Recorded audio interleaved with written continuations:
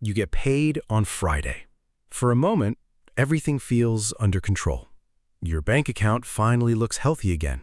Maybe you even tell yourself, this time I'm going to do it right. You'll save more, spend less, be smarter.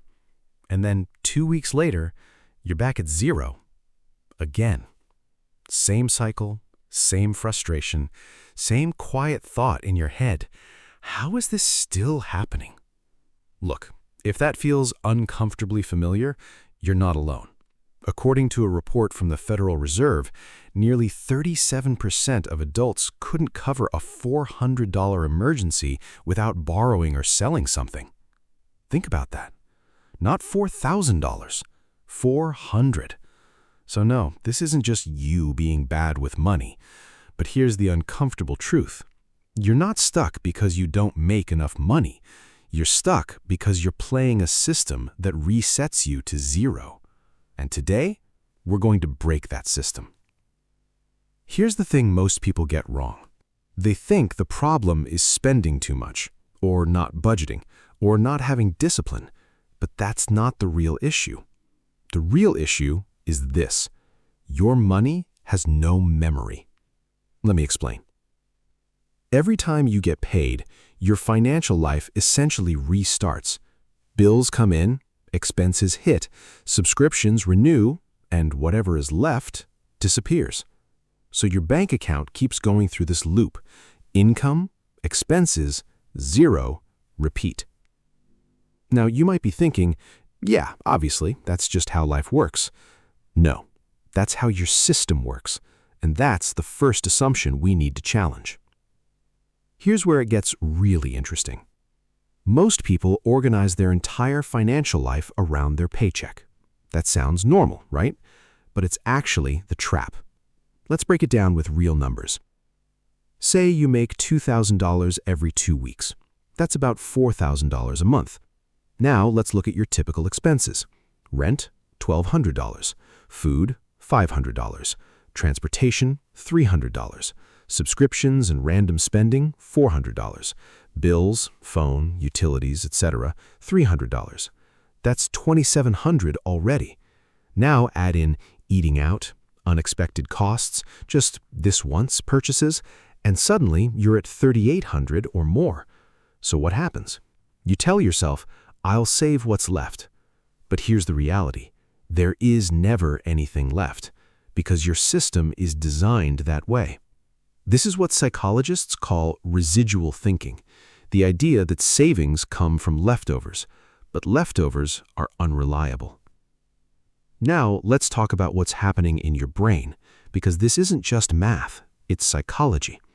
There's a concept in behavioral economics called lifestyle inflation. As your income increases, your spending rises to match it. Not because you're irresponsible, but because your brain is constantly trying to normalize your current situation. So when you earn more, your mind says, great, now we can afford better things. Better food, better clothes, better experiences. And slowly, your new normal expands, until, once again, you're back at zero. This is what the Bureau of Labor Statistics has observed over time. Consumer spending tends to rise almost proportionally with income increases, which means making more money doesn't fix the problem, it just upgrades the cycle. Here's what most people don't realize. Every time your account hits zero, your brain hits a reset button. You lose momentum, you lose progress, and more importantly, you lose identity. Because if every month ends the same way, your brain starts to believe, this is just who I am. Someone who tries but never gets ahead. And that belief, it's dangerous because it becomes self-fulfilling.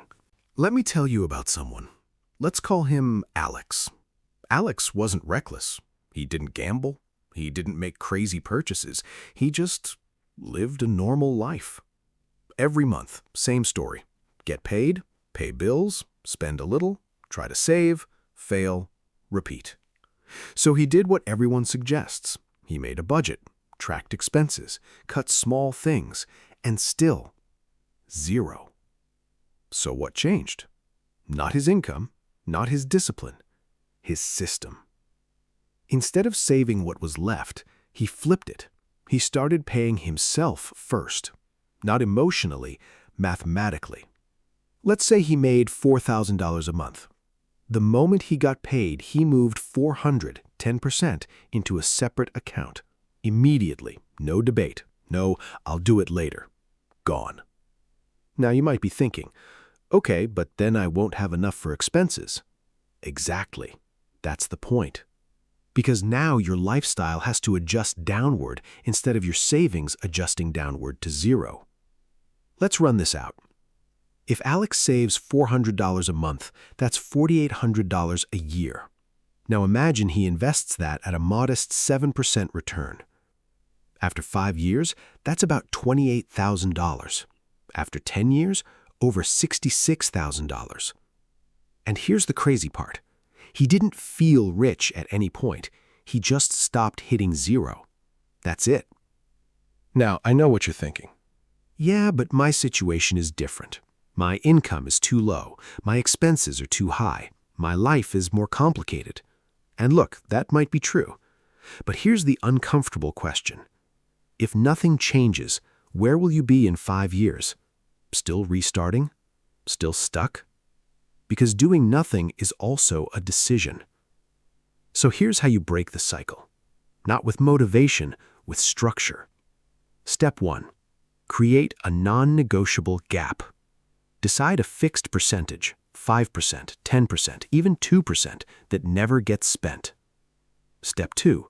Automate it. Remove the decision entirely, no willpower required. Step 3. Separate it physically. Different account, different place, out of sight. Step 4. Build a buffer. Your first goal isn't investing, it's breathing room. Even $1,000 changes everything psychologically. Step 5. Redefine normal. This is huge. You need to stop seeing ending at zero as normal, because it's not. It's programmed. Here's where it all comes together. You're not starting from zero every month because life is unfair. You're starting from zero because your system is designed to return you there. And once you see that, you can change it. Look, this isn't about becoming rich overnight. It's about breaking the cycle. Because once you stop hitting zero, everything changes. Your stress, your confidence, your decisions, and slowly, your entire financial life starts moving in a different direction. So next time you get paid, don't ask, what do I need to spend? Ask, what do I refuse to lose this time? Because that answer, that's where your future starts.